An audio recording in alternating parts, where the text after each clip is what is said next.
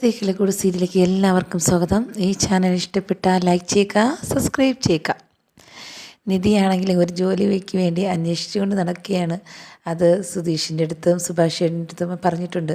പക്ഷേ ആരാണോ നോക്കുന്നതെന്ന് അറിയില്ല. എനിക്ക് ഇന്നലെ ഒരു ജോലി പ്രധാനമാണ് എന്ന് പറഞ്ഞ് ഫോൺ വിളിക്കുന്നുണ്ട് നിധിയുടെ ചേട്ടത്തിയെ. അങ്ങനെ ഫോൺ വിളിച്ച് സംസാരിക്കുന്നുണ്ട്, പറയുന്നുണ്ട് അവിടുത്തെ സർട്ടിഫിക്കറ്റ്സ് എല്ലാം തിരിച്ചു കൊണ്ടുവരണം, അത് ആരും അറിയാതെ തന്നെ എനിക്ക് തരണമെന്ന് നിധിയുടെ ചേട്ടത്തി ഫോൺ വിളിച്ച് സംസാരിക്കുന്നുണ്ട്. എന്നാൽ ഇതെല്ലാം കേട്ടിട്ട് പറയുകയാണ് ഞാൻ നോക്കാമെന്ന്. അപ്പോഴത്തേക്ക് നിധി പറയുന്നു നോക്കിയാൽ പോരാ, എനിക്കിത് കിട്ടിയേ പറ്റുള്ളൂ എന്ന് നിധി പറയുന്നുണ്ട്. അങ്ങനെ നിധിയുടെ ചേട്ടത്തി വിളിച്ച കാര്യം വീട്ടിലെ എല്ലാവരുടെ അടുത്തും പറയുന്നുണ്ട്. നിധിയുടെ അമ്മയുടെ അടുത്തും അച്ഛൻ്റെ അടുത്തും ചേട്ടൻ്റെ അടുത്തും പറയുന്നുണ്ട്. അങ്ങനെ അവരവിടെ ഇരുന്ന് ചർച്ച നടത്തുകയാണ്. എന്തു വെച്ചെന്നാലും അവളെ ആ വീട്ടിൽ നിന്ന് നിർത്താൻ പറ്റില്ല, എങ്ങനെയെങ്കിലും അവളെ ഇവിടെ നമുക്ക് കൊണ്ടുവരണം, എന്നാലേ പറ്റുള്ളൂ. കാര്യം എന്തെന്ന് വെച്ചാൽ ആ വീട്ടിൽ കിടക്കുന്നേക്കാളും അവൾ വേറെ എവിടെയെങ്കിലും പോകുന്നത് ഏറ്റവും നല്ലതെന്ന് പറഞ്ഞ് അമ്മ പറയുക. അപ്പോഴത്തേക്കും നിധിയുടെ അച്ഛൻ പറയുന്നു എങ്കിൽ നീ കൂടെ പൊയ്ക്കോ എന്നൊക്കെ പറയുന്നുണ്ട്. എന്തായാലും എന്നെ എന്തൊക്കെ പറഞ്ഞിരുന്നാലും ആ വീട്ടിൽ നിന്ന് മാറ്റണം, അതിനിവിടെ വന്നിട്ട് നിങ്ങൾ അവളെ തല്ലേ കൊല്ലേ എന്ത് വേണമെങ്കിലും ചെയ്തോ, പക്ഷേ അവൾ ആ വീട്ടിൽ ഇനി നിൽക്കാൻ പാടില്ല എന്ന് പറഞ്ഞ് അവരുടെ അച്ഛനടുത്തും ചേട്ടനടുത്തും നിധിയുടെ അമ്മ പറയുന്നുണ്ട്.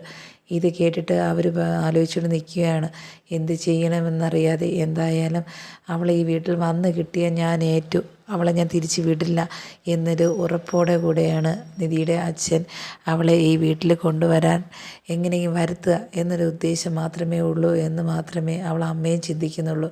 അങ്ങനെ അവർ വിചാരിക്കുകയാണ്. പക്ഷേ ഇത് നിധി അറിയുന്നില്ല. അങ്ങനെ നിധിയുടെ ചേട്ടത്തിയുടെ അടുത്തും പറയുന്നുണ്ട് നീ എന്ത് വെച്ചിരുന്നാലും ഒരു കാര്യം ചെയ്യണം, അവളെ വിളിച്ചിവിടെ വരുത്തണം, അത് മാത്രം നീ ചെയ്താൽ മതി എന്നും പറയുന്നുണ്ട്. അപ്പോഴത്തേക്കും നിധിയുടെ അച്ഛൻ പറയുന്നുണ്ട് ഏതായാലും ആരെ വിളിച്ച് വരുത്തേണ്ട കാര്യവുമില്ല, അവളെ ഇവിടെ ഈ വീട് വേണ്ടെന്ന് വെച്ച് നമ്മൾ പറയുന്ന അനുസരിക്കാതെ അവളെ ഇഷ്ടത്തിന് ഇറങ്ങിപ്പോയതാണ്. ഇനി എന്തിനാ അവൾ ഇങ്ങോട്ട് വരുന്നത്, അവൾ ഇഷ്ടം പോലെ ജീവിച്ചോട്ടെ, അതിൻ്റെ പൂർണ്ണ സ്വാതന്ത്ര്യം കൊടുത്തിട്ടുണ്ട് ഞാൻ സ്റ്റേഷനിൽ വെച്ച് ഞാൻ തീരുമാനിച്ചതാണ്. ഇനി അവളെ കാര്യത്തിൽ ഒന്നും ഇടപെടാൻ പാടില്ല എന്ന് പറഞ്ഞത് വീണ്ടും വീണ്ടും എന്നെ പറഞ്ഞുകൊണ്ടിരിക്കരുതെന്ന് പറഞ്ഞ് നിധിയുടെ അച്ഛൻ പറയുന്നുണ്ട്. എന്തായാലും ഒരു പ്രാവശ്യത്തേക്കെങ്കിലും അവളെ ഇവിടെ കൊണ്ടുവന്നാൽ ഞാൻ അങ്ങ് തിരിച്ചു വിടില്ല, അത് ഞാൻ ഏറ്റു എന്ന് പറഞ്ഞ് ഉറപ്പോടെ കൂടെ വീണ്ടും പറയുന്നുണ്ട്.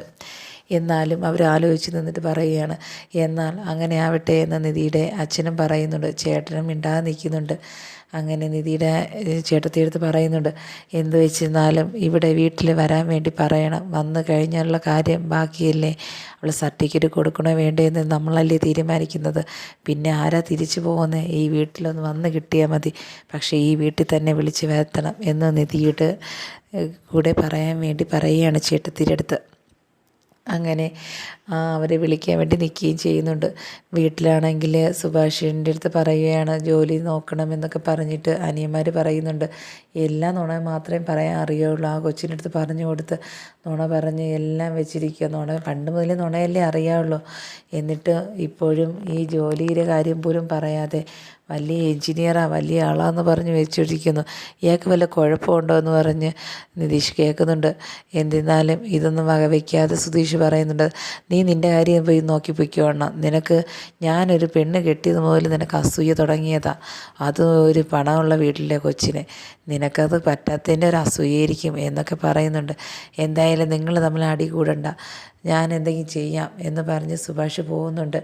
നിധിയുടെ അനിയനും പറയുന്നുണ്ട് എന്നിരുന്നാലും നമുക്കൊരു കാര്യം ചെയ്യാം, ഇവിടെയൊക്കെ വൃത്തിയാക്കി ഇപ്പോൾ ചേച്ചി വന്നപ്പോഴത്തേക്കും നല്ലൊരു മാറ്റമുണ്ട്, അതുപോലെ തന്നെ ചെയ്യാം, അല്ലാതെ അവരെന്തെങ്കിലും പറഞ്ഞുകൊണ്ടിരിക്കട്ടെ എന്നും പറയുന്നുണ്ട്.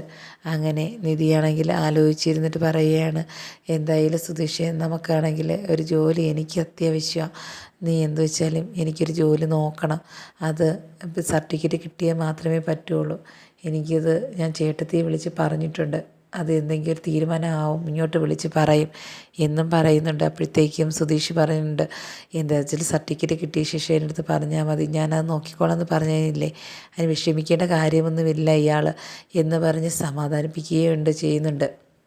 അങ്ങനെ സുഭാഷ് അടുക്കളയിൽ ജോലി ചെയ്തുകൊണ്ടിരിക്കുമ്പോഴത്തേക്കും അവിടെ വരുന്നുണ്ട്, സുഭാഷിൻ്റെ മുറപ്പെണ്ണ് വരുന്നുണ്ട്, വന്ന് അകത്തൂടെ വന്ന് കയറി സംസാരിക്കുന്നുണ്ട്.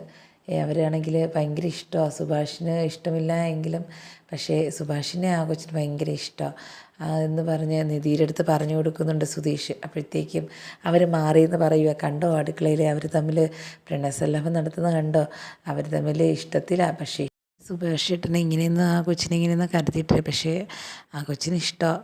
എന്ത് ചെയ്യാനാ, നടന്നെങ്കിൽ മതിയായിരുന്നു എന്നും പറയുന്നുണ്ട് സുധീഷ് നിധിയെടുത്ത്.